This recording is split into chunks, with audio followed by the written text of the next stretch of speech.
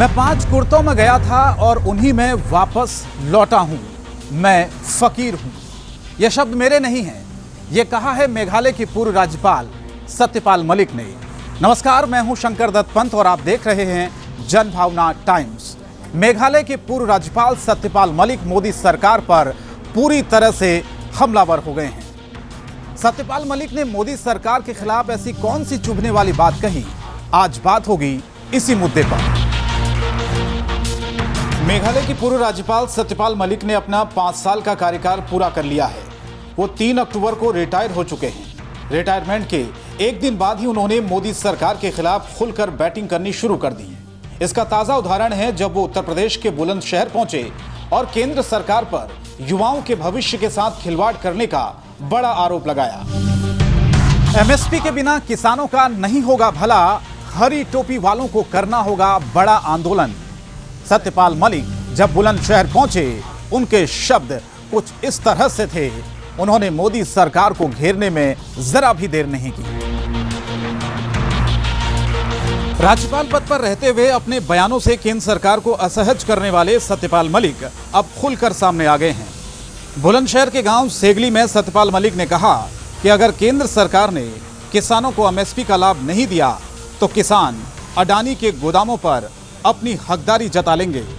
किसान महासम्मेलन में उनके तेवर सख्त थे और ललकार भी सीधी मोदी सरकार को थी कि बिना एमएसपी की गारंटी दिए किसानों का भला नहीं हो सकता। यही नहीं, महंगाई बेरोजगारी को लेकर मोदी सरकार पर जमकर बरसे और कहा कि महंगाई बेरोजगारी देश की सबसे बड़ी समस्या है। और मैं उनकी बात से सहमत हूं और उन्होंने अच्छा काम किया कि वो बोले, चूँकि दिल्ली तो आंख मूंद के पड़ी है कि जैसे कुछ है ही नहीं, बेरोजगारी भी नहीं है, गरीबी भी नहीं है। क्या आपका भी यही मानना है कि देश में सब कुछ सही नहीं है? मैं तो बिल्कुल मानता हूँ सब सही नहीं है। देखिए, बेरोजगारी बहुत है और भूखमरी बहुत है और आप समझिए कि बेरोजगारी के अलावा जो बच्चों को रोजगार नहीं मिल रहा है, नौकरियाँ नहीं मिल रही हैं, जो मिलती थी फौज की वो भी छीन ली। वो क्या ले आए? अग्निवीर, उसमें तो 3 साल की नौकरी मिलेगी, कोई पेंशन नहीं होगी, क्यों मरेगा कोई उसके लिए? सत्यपाल मलिक उस वक्त ज्यादा चर्चा में आ गए जब किसान आंदोलन के दौरान उन्होंने केंद्र सरकार के खिलाफ बयान देकर सबको चौंका दिया था। यही नहीं, उन्होंने एक दावा भी किया था कि जब वो जम्मू कश्मीर के राज्यपाल थे उस वक्त उनके पास एक फाइल आई थी।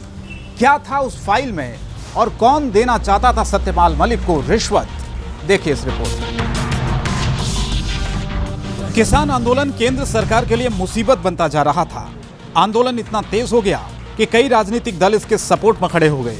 आखिरकार सरकार को तीनों कृषि कानून वापस लेने पड़े।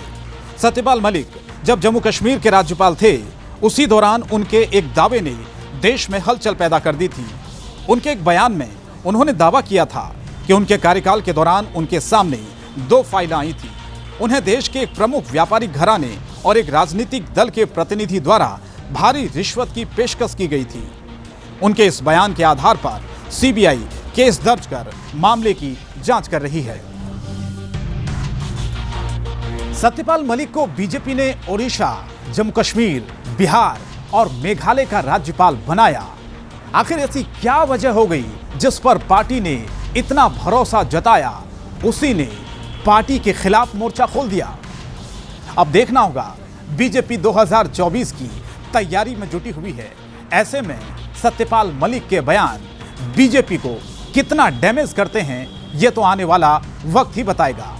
आज के लिए बस इतना ही। मुझे और मेरे कैमरा पर्सन डीपी यादव को दीजिए इजाजत। नमस्कार।